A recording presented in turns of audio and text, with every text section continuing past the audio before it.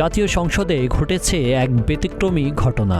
নামাজ আদায় করতে গিয়ে নিজের জুতা হারিয়েছেন মাদারীপুর 1 আসনের সংসদ সদস্য সৈয়দ উদ্দিন আহমদ হানজালা।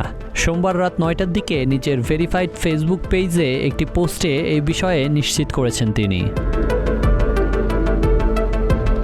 ফেসবুক পোস্টে হানজালা জানান, নামাজ শেষ করে এসে দেখেন তার জুতাটি আর আগের স্থানে নেই, বরং সেখানে রাখা হয়েছে অন্য আরেকটি জুতা।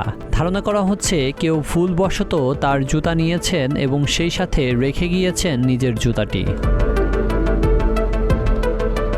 তবে ঘটনাটি তিনি ইতিবাচকভাবেই দেখছেন। নিজের পোস্টে এটিকে জীবনের ছোট্ট কিন্তু অদ্ভুত সুন্দর মুহূর্ত হিসেবে উল্লেখ করেছেন এই সংসদ সদস্য। একই সঙ্গে যার কাছে তার জুতা চলে গেছে তার জন্য শুভকামনা জানিয়েছেন তিনি।